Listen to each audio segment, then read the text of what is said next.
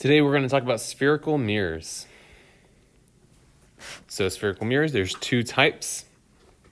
We have concave mirrors. Concave mirrors are the kind of spherical mirror that the reflection is on the inside of the sphere. So you can kind of see here, if this side here was the reflective side, we would have a concave mirror. On the other hand, we have convex mirrors if the reflective surface is on the outside. So if we had the reflective surface this way. Additionally, on this slide, it's a good note to talk about this thing called the optical axis. We're going to refer to this axis a lot as the axis that goes through the mirror and intersects the center of curvature of that mirror. And so you can imagine that if we extended this out, we would have this bigger circle. And so we call the optical axis, if we have the center here, the axis that runs from the mirror to the center.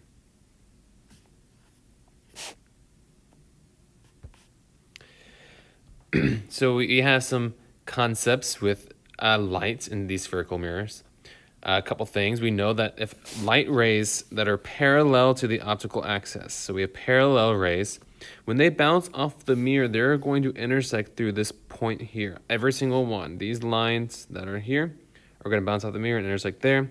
If I have a line that's parallel here, it's going to intersect also at that point. They're all going to pass through that point. And so we give it a special name. We call it the focal points. And the opposite is true too. If I were to send a ray through the focal point, so if I just had a generic ray starting here through the focal point and I send it here, it's going to reflect off parallel to the optical axis.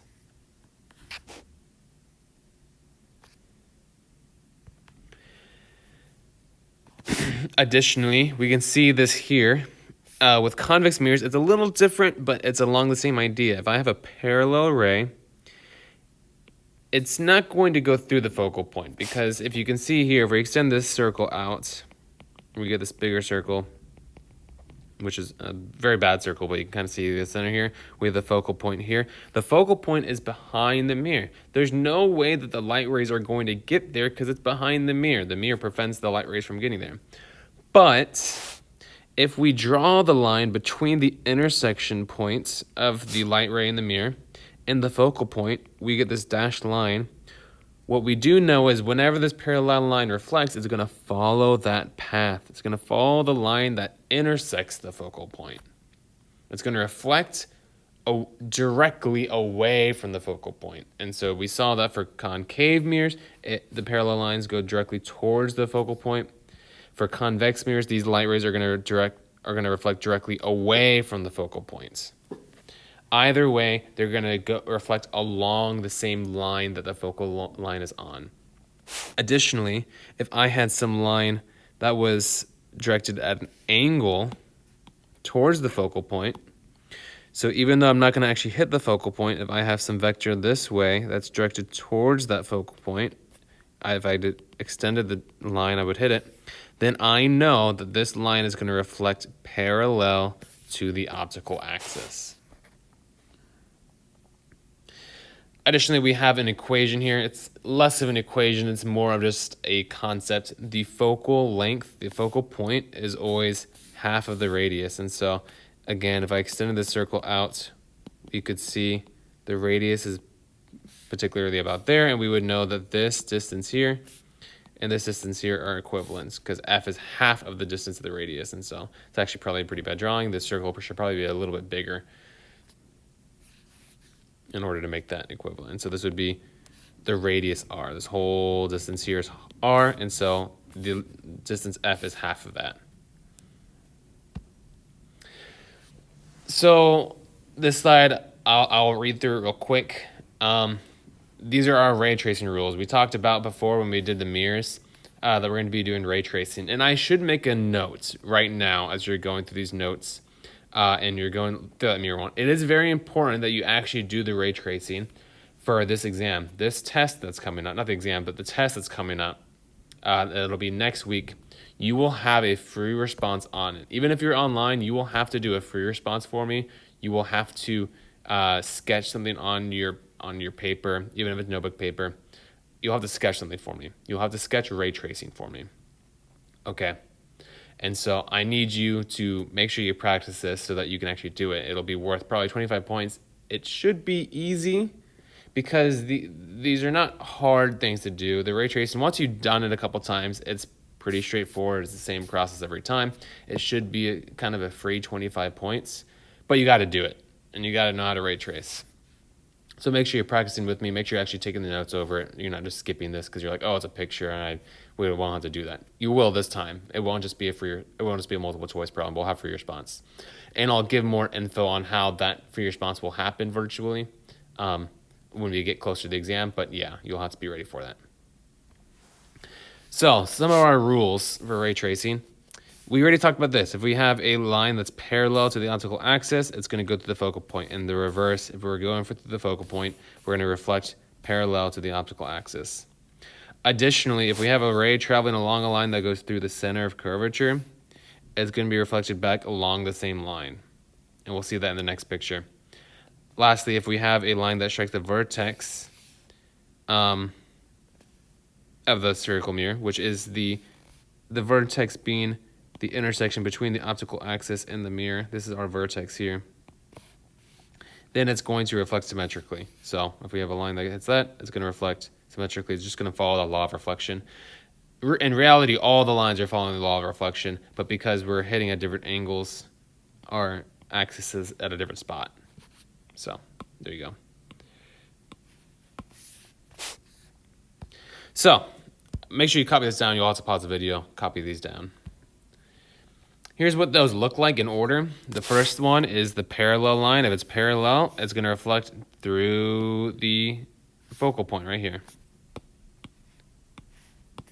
If I were to draw line 2 coming from a point and it hits the focal point, it's going to reflect parallel to the optical axis. You can see that this line here and this line here are parallel. The third one, center line. Anything that hits through the center, it's going to hit this at a right angle, and so it's going to come straight back. And then the fourth line, you can see if it's going and hits the vertex, which is this point right here, along the optical axis, it's going to follow this law of reflection and reflect back. And you can see that all these lines intersect a point right here. And that point where they all come together, we call that, or that's the result of the image, and that'll tell us where the image is.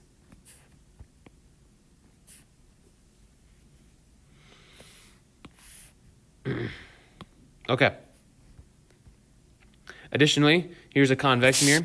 We can see that if we have a parallel ray, it reflects back along a line that intersects the focal point. So here's the line that intersects the focal point. So we can reflect the ray back that way. If we have a line, where's 2? This red line right here. If we follow this red line, it's headed towards the focal point. So if we extend this line, we'd see it goes towards the focal point. Therefore, the reflected ray is parallel, and we extend that line backwards that way. If we have a third ray that's headed towards the center, it's going to hit the mirror at a right angle, so it's going to reflect straight backwards. And if we have a ray that hits the vertex, it's going to reflect back with these equal angles, as we've seen before. Okay. So this is kind of what ray tracing looks like. However, in my class, we kind of do a shortcut. As you can see here, when we get our image, it's the intersection of all 4 of these lines. Okay. But you really only need to do 2 of them, because as soon as 2 of them intersect, you're done, and you know where your image is. And so you don't really need to do all 4. You just need to do the main 2. So I'm going to teach you what 2 you're going to do. If you printed out your homework, you can go on this, I think it's the third page. I think it's page 16 is the number on it. We're going to do the example at the top, which is place 3. But otherwise, just copy this down onto a paper, draw a straight line, draw your center and focal point. These need to be precisely double the length, and so make sure you have a ruler and you make those. That's the only thing you really need to measure. Make those exactly double. And then draw yourself a little mirror so it looks like this. And we're going to have an object placed there in the middle, and we're going to draw the reflection. We're going to do our best to, at least. Hopefully I can fit it all on this slide. So the 2 lines we're going to do is we're going to do the parallel line, and we're going to do the focal line. First one, parallel line, is a line that's parallel to the optical axis. So I'm just going to draw a line that goes parallel to the optical axis like that. I'm using my ruler, so that's why I actually look straight. It hits the mirror, and we know that a parallel line that hits a curved mirror, a concave mirror, reflects back towards the focal point. And so I'm going to draw the line that reflects back, from the mirror through the focal point and extend it back. I'll extend it back pretty far. I can also draw the line the focal line, the line that starts at the top of my arrow that goes to the focal point. So this is the second step. Draw the line that goes from the top of your arrow through the focal point. It hits the mirror. We know that this line, when it reflects off the mirror, is going to go parallel to the optical axis. And so I'm going to try to draw a line that's as parallel as possible. And we see they intersect right here. And so then we can switch the arrow from the axis to there, and we know that that is our image. Notice this image, it's inverted. It is larger. It's a little bit bigger. It's hard to see because it's a little close, but it's a bit bigger than the other one. And bigger, I mean like taller.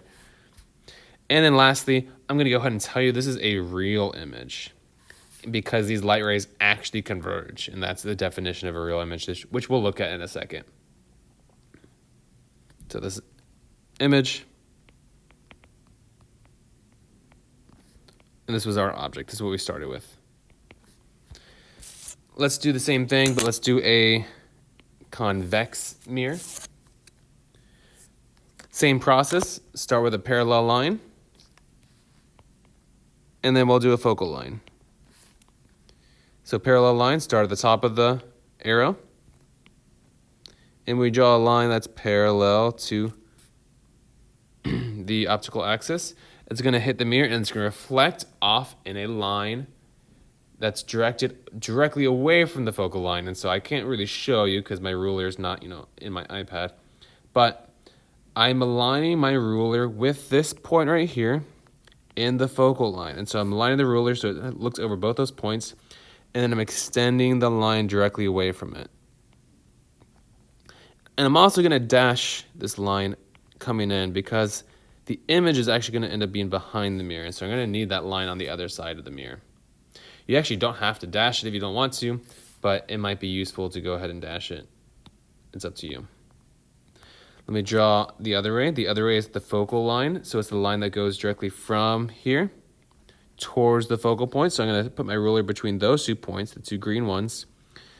I'm going to draw the line that way towards it, and I'll go ahead and dash the other side as well. Actually, never mind. Don't dash that side. My bad. Not yet. We only dash the reflected rays. Okay.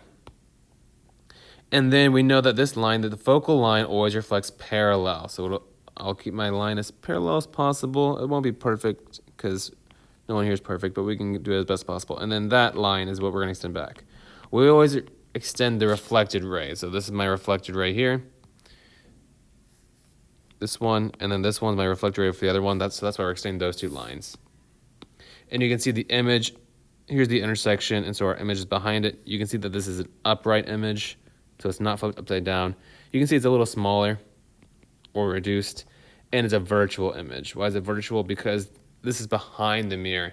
This image does not actually, those light rays don't actually go there, right? So we call it virtual. And so our definitions of real and virtual, you can see here, real images are where the light rays actually intersect. Virtual images are where the light rays appear to converge, but don't actually converge because they're behind the mirror, while real images are in front of the mirror. So that way the rays actually do converge. And it turns out real images are always inverted, and virtual images are always upright.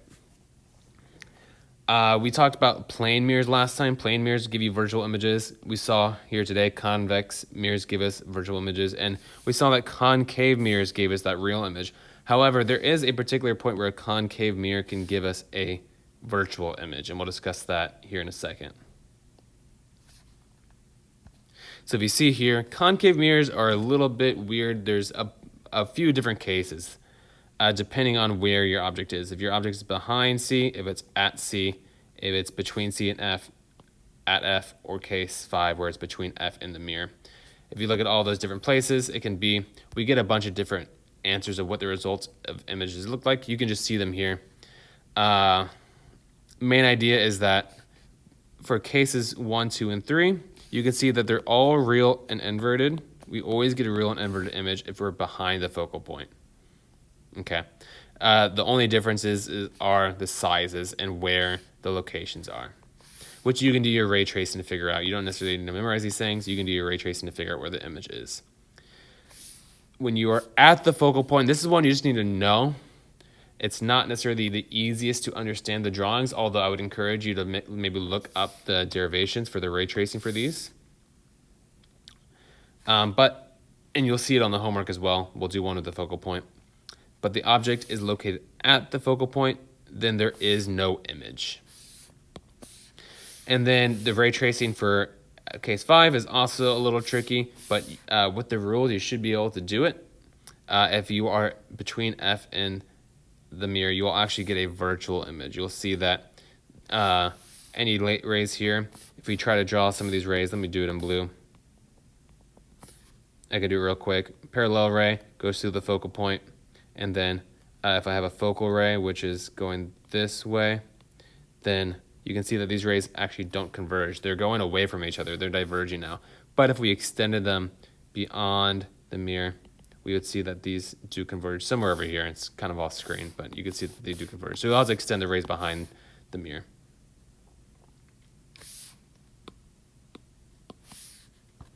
Lastly, we have some equations that go with these mirrors.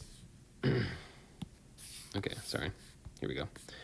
1 over F is equal to 1 over DO plus 1 over DI, where DO is our object distance, and DI is our image distance, and F is our focal length. It's how far our focal point is away from our mirror. Focal length is positive for concave mirrors and negative for convex mirrors. And then the image distance is positive for real images and negative for virtual images. Really, it's positive if you are in front of the mirror and negative for behind the mirror. And we know for those concave mirrors, we saw that the focal point was in front of the mirror, therefore it's positive. For convex mirrors, the focal length was behind the mirror, so it was negative. And then we also know that real images are in front of the mirror, so they're always positive. Virtual images behind the mirror, so they're always negative. Let's do a calculation problem with this. We have a concave mirror that's a focal distance of 0.5, and it has a place of 0.6 meters away. What is the image's distance? So 1 over F is equal to 1 over DL plus 1 over DI. Our focal length is 0.5, so we'll plug that in for F. Our object's distance is 0.6, so we'll do that. And we can find the image's distance. You might see that this is the height. We don't need the height here. We'll use it for another problem here in a second, but we don't really care about the actual height when we're just worrying about the distances. If we put this into a calculator, we can simplify this. This is how I recommend doing these problems. Simplify first and then do your algebra. So simplify this to this. We get about 1.67. When we subtract both sides, we should get 1 over DI is equal to 0.33. Repeating as long as you kept your values. I generally recommend don't round while you're actually doing your calculator. Use your calculator to keep all the decimals possible. And you would see that you get 1 over DI is equal to that. And so the easiest way to get your final answer is flip both sides. So if we flip the left side, we get DI, and if we flip this side, we're doing 1 divided by this. This is how you flip it. You do 1 divided by your number, and you should get 3 meters.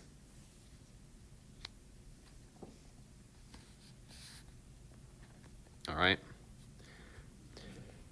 Lastly, last equation, mirror magnification. This is just a ratio that describes the height of the image compared to the height of the object. It just describes how much magnification. If you get a bigger image for your mirror, that means you're magnifying your image, and so you get a number bigger than 1. If your number is less than 1, your magnification, it means that your height, an image's height, is less than your object's height. And it turns out it's also related to your image's distance and object's distance. It's the same ratio, but there's a negative sign here. And so we will often use just the right side of the equation because we'll often be given image distance, object distance, and maybe the height of the object, and we'll be finding the image's height and so on. Okay, so let's do the exact same problem, but let's find the image's height. From the last problem, we know this. We know our object's distance was 0.6. Our image's distance was 3 meters, and then we also know our object's height based on this problem was 0.41 meters, and we're looking for our image's height. So like I said, we're basically using the right side of the equation. We're using this. Height image is equal to height of the object is equal to distance of the image divided by the distance of the object, but with a negative sign. That negative can go on top or bottom. It doesn't really matter. And so we just are going to plug in our numbers. HI divided by 0.41 is equal to -3 divided by 0.6. Like I said, you could put the negative on the 0.6 if you wanted to as well. Doesn't really matter. It's just going to make your number negative overall either way. There's a couple of ways of thinking about this. I'll show you the algebraic way, but before I do, you could go ahead and do your cross multiplication here. It's a little bit easier way to think about it. If you're solving for this variable, you multiply the diagonals and then you divide by 0.6.